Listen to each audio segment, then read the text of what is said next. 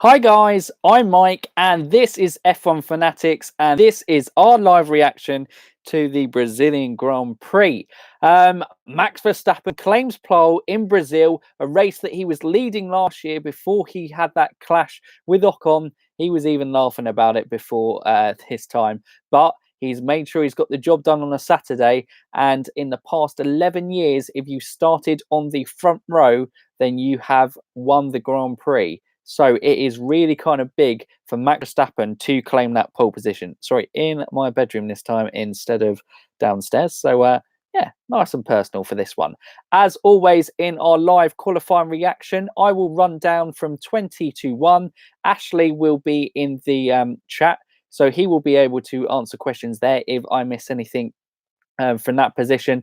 I'll give my initial thoughts to qualifying, and then if you guys have any questions that haven't been answered, we will have a little bit of a Q&A as well. No big surprises from quali. Ash, I keep saying this to you. Haas got into Q3. Both Haas got into Q3. That is a massive shock in terms of that. Katie, if you're watching this, obviously you're going to be massively happy about that. Loyal Haas fan from that position. But guys, let's go through it from 20 to 1. Exactly, Katie. Both Haas in Q3. So 20 is Sainz, and he unfortunately was had an engine issue. So he was going round on his outlap, said that there was a problem with the engine, went in. They tried to get it fixed before he could go out, but unfortunately they couldn't get it. So Carlos Sainz wasn't able to post a time in Q1, and so therefore he started in P20. 19 is Robert Kubica and 18 George Russell. Not really much to say there other than the fact that it is Haas. So do we really expect... sorry, it is Haas. Sorry, it is Williams. Haas are in Q3. It is Williams. Do we expect anything more from them being kind of last on the grid? 17 is Lance Stroll. Again, probably not really any surprises there too. Lance Stroll, he just is a terrible qualifier on a Saturday, but actually puts in good race performances on a Sunday. If he could actually put together some performances on a Saturday, he might actually be quite a good driver. 16 is Daniel Kvyat, and this is a big shock of him going out in Q1, considering the fact that his teammate made it all the way into Q3 and actually qualified best of the rest. But we will come on to that in a bit. But that rounded off Q1, guys. Then in Q2, we had in 15th place the Racing Point of Sergio Perez. So not particularly competitive this weekend, the Racing Point. So maybe not the harshest one on Lance Stroll with his Racing Point there. Not being a part of it. But yes, Sergio Perez, he was P15. P14 was Nico Hulkenberg. He was the first of the Renaults out. P13 was Giovinazzi, and P12 was Daniel Ricciardo. A disappointing weekend for the Renault, but then again, the second half of the season, the Renaults haven't really been doing well on a Saturday, but on the Sunday, they seem to have good race pace and have been able to be securing more points finishes. P11, we have Lando Norris. Yeah, not a great weekend for McLaren in qualifying, especially how they've been dominating. So yeah, not great for them. Moving into Q3, and we have the first Haas driver, and that is K-Mag, although this is where they qualified. It has changed slightly because Charles Leclerc has a 10-place grid penalty, so he will drop to P14, and then obviously everyone will push up one place. So Kevin Magnussen qualified in P10. Kimi Raikkonen was in P9, Grosjean in P8. So both Haas, absolutely fantastic effort getting into Q3. And Pierre Gasly, what a qualifying from him. Really good performance, qualifying best of the rest. The Honda and kind of Red Bull packages, you could say, with Toro Rosso and Red Bull, both doing well this weekend. Alexander Albon in P6. That's what he's tended to do in qualifying. He's done what he needed to do in that Red Bull car, but he hasn't really got close to out-qualifying anyone else. Valtteri Bottas qualified P5. Charles Leclerc P4. Lewis Hamilton P3, Sebastian Vettel P2, and Max Verstappen, like I said, claiming his only second pole position of his career. Fantastic effort from him, and it was a really great qualifying performance for him as well. So yes, moving down, obviously trying to work that out. So Charles Leclerc will start from P14 with a 10-place grid penalty, which means that I would say Nico Hulkenberg moves up to P13, Giovinazzi to 12, Ricciardo to 11, Norris to 10, Magnussen to 9, Raikkonen to 8, Grosjean to 7, Gasly to 6, Albon to 5, Bottas to 4, and yeah, that remains the same above that. Albon was only 0.6 tenths off Bottas. Yeah, very true, but you know he hasn't out qualified any of the other people that he's competing with yet. So that's what I meant by that comment. My initial reaction, I thought it was a pretty good qualifying. It was more a bit of a underdog's performance there, really. Obviously, McLaren have been that team that usually take up 2 spots from Q3 for the rest, the midfield pack, Formula 1.5. But obviously with Carlos Sainz going out in Q1 and then obviously Lando Norris in Q2, it meant that we had a couple of surprise packages. And I don't think anyone would have put money, other than probably Casey, on Haas getting both cars into Q3. Yes, they have had a stronger package on a Saturday, but not since the Spanish Grand Prix earlier in the season have they got both cars into Q3. So fantastic effort from them. Pierre Gasly, I'm really impressed with. Thought that was a fantastic performance, especially considering that Daniel Kvyat qualified in P16. Yeah, not great for Kvyat. I said it in the weekly news show yesterday. I thought Kvyat would probably be the most disappointed, and it wasn't a great performance. But Pierre Gasly would seem really buoyed and really happy from it, and he has just gone out and absolutely smashed that performance. So that was great.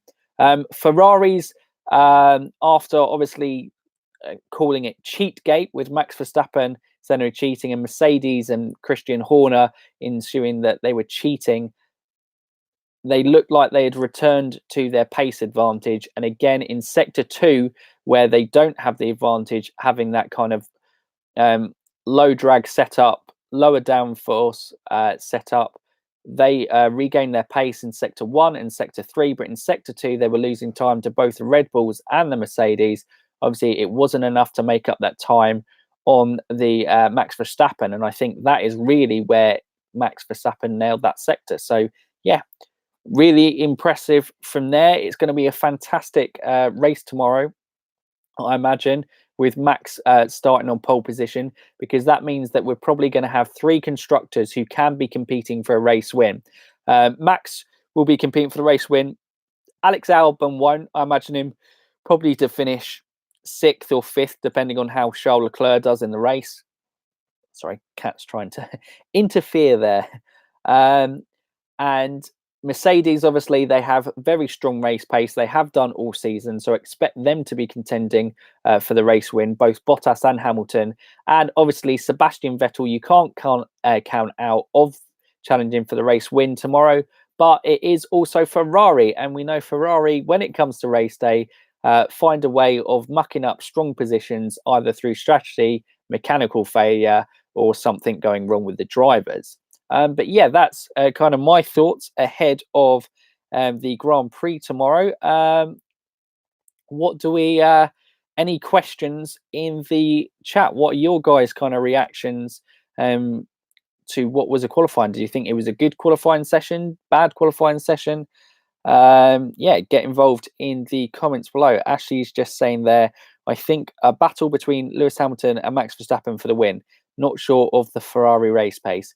Yeah, I think, yeah, I wasn't sure. I didn't, I'm not sure looking at the data from Friday. Yeah, I know Red Bull had a very competitive race pace, and obviously Mercedes always do have a competitive race pace. So Vettel, yeah, I'm not sure how he'd do there, but it's Sector 2. Sector 2 is a difficult place to pass if you're going to get an overtake. And that is really where the Mercedes and Red Bull will have the advantage of their kind of aero package. So Ferrari on the straights, they are going to be able to defend pretty well here. So if Vettel can get ahead at the start and have a better thing, it's going to be pretty difficult to pass him on the straight, especially that kind of difference in the Ferrari power unit to the Red Bull power unit with Honda. Katie even wouldn't have put money on Haas getting into Q3. Yeah, I think Haas are definitely the big surprise package of qualifying. It will be really interesting to see whether promoting into 2020, can they get a points finish tomorrow? I mean, they've put themselves in the strongest position to, but can they? Who out of the McLarens or Renault recover the most?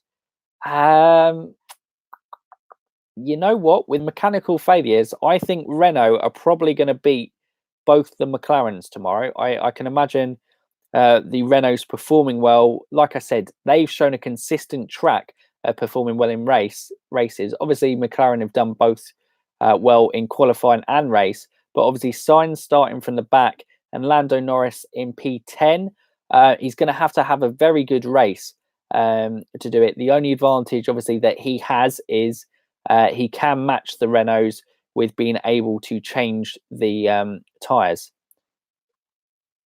Do we think Kev can earn the couple of points he needs to overtake Lance tomorrow? I mean, I think this is going to be Haas's best shot, if I'm being honest with you. Both cars getting into Q3. I mean, I know we haven't had Abu Dhabi yet, but yeah, both cars into Q3. It's their best shot. I think as well, Pierre Gasly, his qualifying position is massive for 6th in the Constructors' Championship. Because obviously it is just 1 point separating Racing Point and Toro Rosso in the Constructors. Sergio Perez is the closest Racing Point in P15.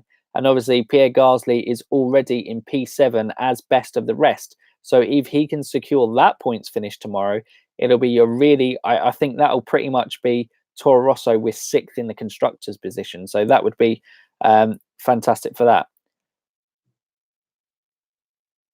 Ashley thinks Magnussen will be the likely out of the two Haas drivers to stay in the points tomorrow, more likely than Romain Grosjean. Oh, poor Grosjean. But yes, turn one, Grosjean might be in a difficult place. Look, the two Renaults and McLarens will be hot on his heels from there.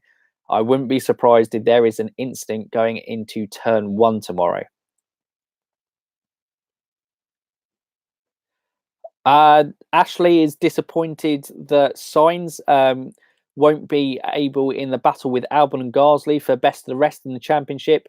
I mean, if I'm being honest with you, as soon as Albon took the lead in that championship, I think his performances have been so consistent, bar obviously Alexander Albon having a mechanical failure or retiring from the race tomorrow.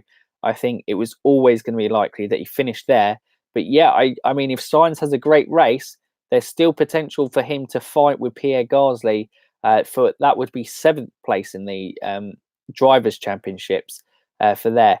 Max Verstappen obviously will be hunting for 3rd place before the summer break. It looked like that 2nd was in the bag for him, and it would be how close he would get to Lewis. But with a poor second half of the season to date, yeah, I think he's probably looking favourite to take 3rd in the drivers' championship as well. Is there any other questions in the chat that you guys would like to ask from that? What are your guys' reactions to qualifying? Obviously, George Russell, he is now just one race away from whitewashing Robert Kubica in qualifying, which would be an immense effort from the young Brit driver. And obviously, Alonso managed that last season over Stoffel Van Dorn. So yeah, it would have been an incredible effort in his rookie season, despite obviously Robert Kubica not having the return that we would have liked him to have and to remember. It was there. Nico Hulkenberg, what's our thoughts on him qualifying in, well, obviously he's moved up to P13 in his last Brazil Grand Prix. It looks like for the time being, it may be ever in Formula One. We don't know. 2021, there might be new teams coming in for him, or there might be drivers who go and people want to take a punt on Nico Hulkenberg for 2021. But yeah, what are our thoughts on his qualifying on his last Brazil Grand Prix, at least for a year? And any thoughts on Raikkonen with Alfa Romeo? Obviously, I'm wearing my Raikkonen Alfa Romeo top. I'll just show it there. Kimi top there. Fantastic effort from him as well, because obviously Alfa have been well, it's actually quite surprising. Both Alfa and Haas have been very uncompetitive in recent times. They may still be kind of uncompetitive in the race, but it was very impressive for the two Haas and Roman Grosjean to get through into Q3. And obviously Giovinazzi had been out qualifying Raikkonen recently, but yeah, Raikkonen using all his experience on a track like Interlagos, where experience is really key to get things right. But yeah, that was 1, 2, 3, 4, 5.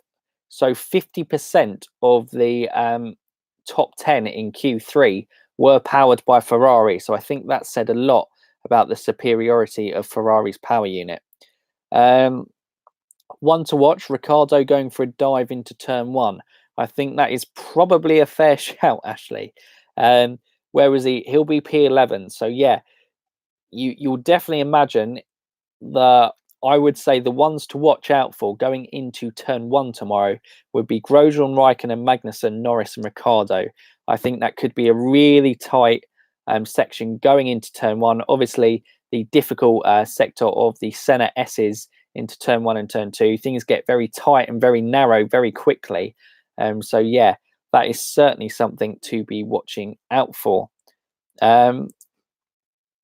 Yeah, any thoughts on what I said about Ferrari in terms of if Vettel is able to take the lead at the start, the Ferrari is going to be difficult to overtake, with obviously the straight line superiority on places on the track that obviously are the normal overtaking places. Yeah, it is always good to have equal power cars next to each other for a tight race start. Definitely agree with you there, Ashley. Massively. It's going to be. I think if the cameras can focus on that midfield, I mean, I know they're just going to be focused on the start, and rightly so, to be fair, with Max Verstappen, Vettel, and Hamilton all going into turn 1, that almost could be 3 abreast. Technically, if the starts go right, so that could be really interesting from there. But yeah, I reckon that turn 1 into the midfield battles are going to be really interesting. It was only really sector 2 where they were dropping off, so Vettel can get ahead and have a chance. Yeah, that's massively what I'm thinking with the Ferraris. Like, you don't really overtake in sector 2, but that is where the Red Bulls and Mercedes have the pace advantage over them. The Ferraris were stronger in both sector 1 and sector 3 of the track, and that with the straights, obviously, the 2 DRS zones is where the majority of the overtaking is probably going to take place here at Interlagos. So yeah, it's going to be interesting on that aspect, definitely, for sure. Any other question, guys? Any there? I mean, Ashley is doing well here. Doing it. Katie, any questions there? You've been in the chat. Any of our other viewers who've just joined? If you just joined, welcome to kind of Race Live Reaction. We're doing any questions at this point. If you'd like to get involved, more than free. If not, we will lots of blue flags tomorrow. Keep an eye out for Ocon. Yeah, definitely that one. Who is going to be the Esteban Ocon this year and get in the way of the leaders? That'll be one for sure.